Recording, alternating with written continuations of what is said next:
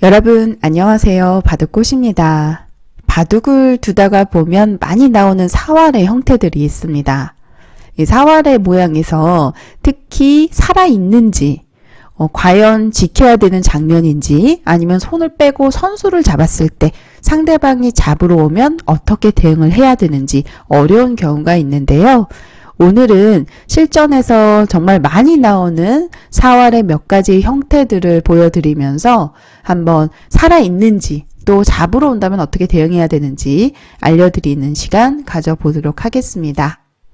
자, 여러분들께서 실전이라고 가정을 하시고 지금 베개 모양을 만약 흑이 잡으러 온다면 잡히는 상황일지 아니면 그렇지 않은 상황인지 한번 눈여겨보시길 바랍니다. 잠시 생각 시간을 드려보도록 할게요.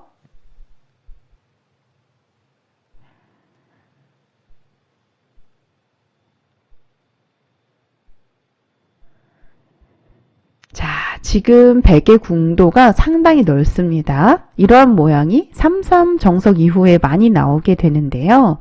자, 흑으로 백을 잡으러 가려면은 일선의 젖힘이 떠오르는 장면입니다. 자, 이럴 때는 여러분들 일단 두 점을 살려야 되겠죠? 이어서 지킬 것인지 또는 호구로 지킬 것인지 지금 선택의 기로인데 있는 수와 호구를 치는 수 두 수 모두 가능해요. 그리고 이제 이었다라고 평범하게 두었을 때 이렇게 있는 수로 가정을 해서 제가 약간 귀의 사활의 공식처럼 좀 알려드리려고 합니다.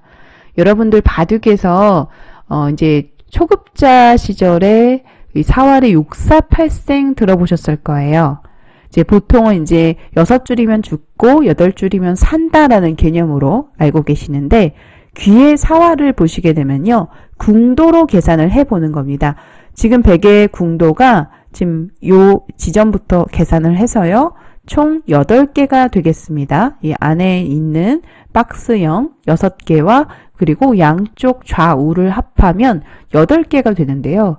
8개 궁도를 갖게 되면 웬만해서는 살아있는 형태다라고 기억을 하세요. 자, 흑이 백을 잡으러 가보겠습니다.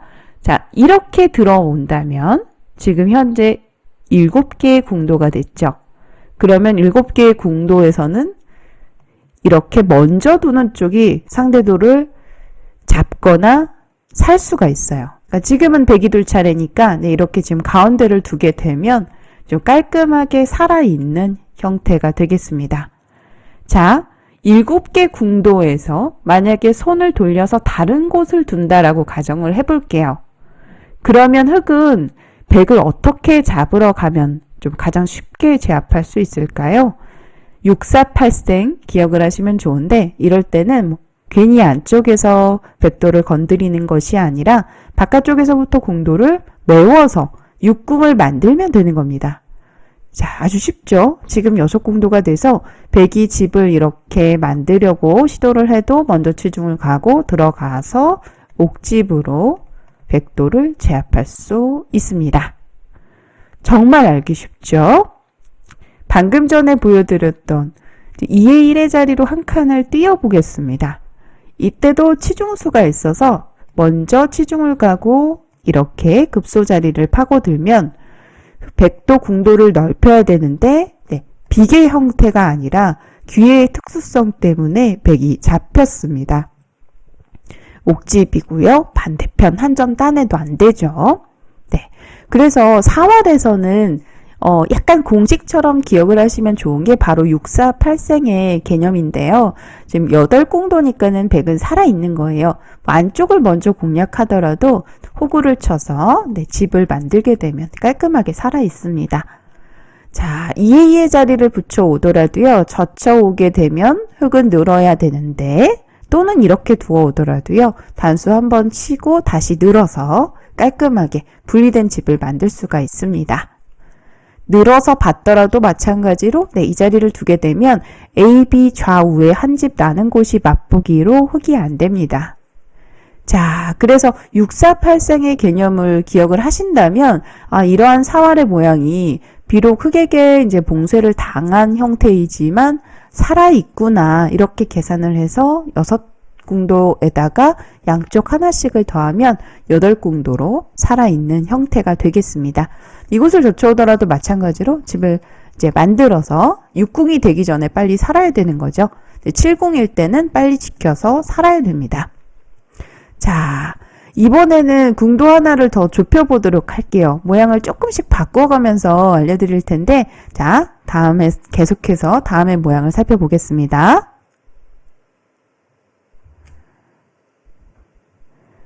자, 방금 전에 보여드린 형태와 비슷하지만 돌이 하나가 더 놓여 있습니다. 그러니까 수순을 살펴보면 한번 젖혀놓고 이어서 받을 수도 있지만 이어서 받았을 때 깔끔하게 살아있어요. 호구로 받아도 살아있는 형태입니다. 자, 이럴 때 흙돌이 이렇게 일선에 하나 놓이게 되면 사월은 어떻게 될까요? 이번에는 돌이 하나 놓였기 때문에 이야기가 달라집니다. 자, 여기서 만약에 평범하게 단수를 친다면 이어서 백은 궁도가 여러 개 마련이 됩니다.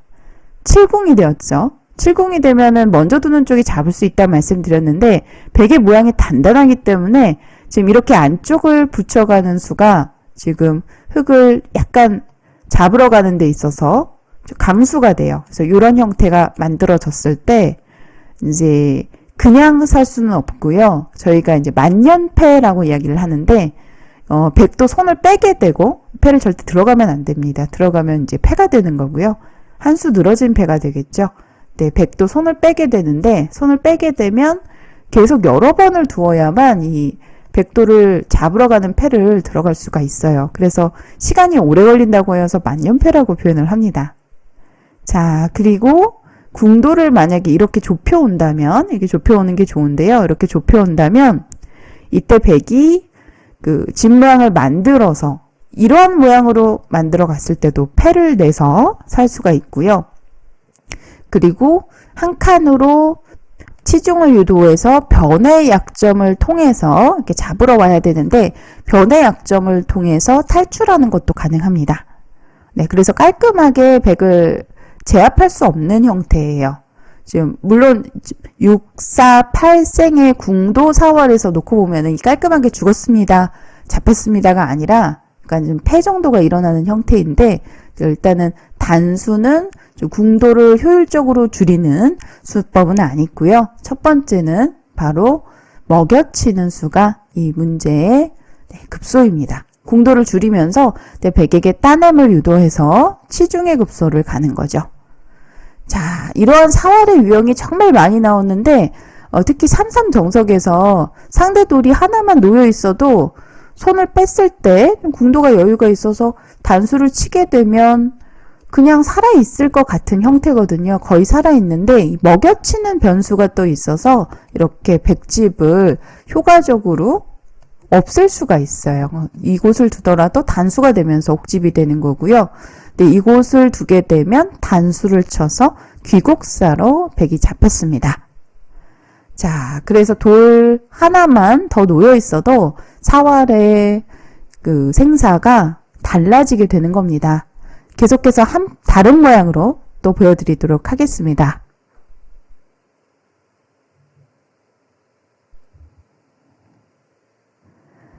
자, 이번에는 일선에 돌 하나가 늘어져 있어요. 백의 궁도가 꽤 넓은 상황인데 이럴 때도 효과적으로 백돌의 궁도를 줄이면서 급소를 두기 위한 준비 동작이 좀 숨겨져 있습니다. 아주 멋진 묘소인데요. 이제 안쪽을 끊어서 일단은 끊어서 방금 전의 모양으로 유도를 하는 겁니다. 백은 잡아야 되는데 다시 2의 1의 급소로 치중을 가는 거죠. 그러면 자충 때문에 막는 수가 안 되죠. 따내야 되는데 방금 전의 형태로 돌아가는 겁니다. 참 절묘하죠? 이렇게 백도를 잡을 수가 있어요. 끊어가는 멋진 맥점으로요. 자, 이번에는 아래편으로 단수를 몰아보죠. 따라 나오면 백도 2점을 제압하면서 일선의 한 집을 만들 수가 있죠. 1의 1의 자리로. 네, 하지만 흙이 따라 나오지 않습니다. 이때도 이렇게 2의 1의 급소 자리를 가게 되면 이곳이 이제 급소인데요. 이곳을 두었을 때 백이 이렇게 버텨오더라도 먹여치는 순간 이쪽이 옥집이 되면서 궁도가 확 줄어드는 겁니다. 그래서 끊는 멋진 맥점으로 인해서 백도를 제압할 수 있는 형태예요. 그러니까 바둑 두다 보면 분명히 이 모양은 살아있는데 어쩌다 보니까 상대 돌이 이런 곳에 놓이게 되는 수도 있어요. 그러니까 두다가 보면 반대편에 수순에서 그러면 돌 하나만 놓여도 이렇게 끊어서 잡으러 가는 수가 있다라는 거를 알아두시고 미리 인지하시고 외워두시면 좋습니다. 원래 사활은 술기로 풀어가라 라는 건데 이러한 기본적인 형태는 실전에서 워낙 많이 나오기 때문에 끊고 치중 가는 수가 있다라는 거를 꼭 알아두시면 여러분들 실전에서 아주 유용하실 겁니다. 자, 계속해서 다음 모양으로 보여드리죠.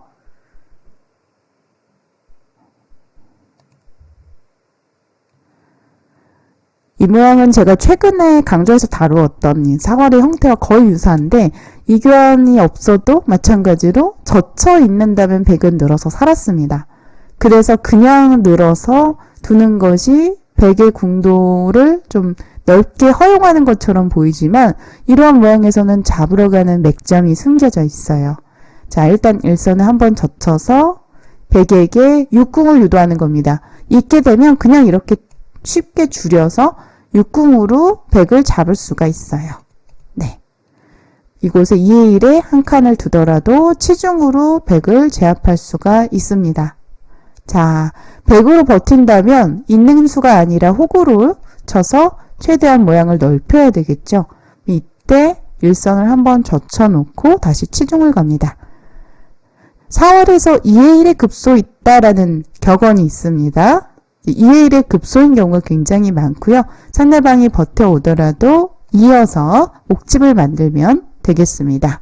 이곳을 치받아도 마찬가지로 이렇게 이어서 두게 되면 절묘하게 단수가 선수가 들으면서 3궁으로 전체 바로 따내서 백을 잡을 수가 있는 형태가 되겠습니다. 자, 이런 모양도 돌 하나의 차이지만 기존의 백돌이 이렇게 놓여있을 때 처음 보여드렸던 모양과 거의 비슷해 보이지만 돌 하나에 따라서 생사가 완전히 달라지는 부분이에요. 첫 번째 보여드렸던 형태는 살아있다 말씀을 드렸는데 지금은 아니죠. 이야기가 달라지죠. 돌이 하나만 더 위치가 바뀌더라도 생사가 전혀 달라지는 결과가 된다라는 거 꼭 기억을 하시고 오늘 제가 알려드린 여러 개의 그 사활의 형태는 실전에서 정말 많이 등장하고 있습니다. 그래서 반드시 알아두어야 할, 외워두어야 할 사활 문제로 선정을 해보았고요. 만약에 사활의 생사를 모른다면 살아두어야 하는지 아니면 손을 빼고 다른 곳을 둘 수 있는지 분별을 할 수가 없습니다. 그래서 반드시 알아두어야 되는 모양이 몇 가지가 있는데 그 중에 몇 가지로 선정을 해보았으니까요. 오늘 잘 공부해 보시고 실전에서 활용해 보시길 바래요. 그럼 오늘 강좌는 여기서 마치도록 하겠습니다. 시청해 주신 여러분들 감사합니다.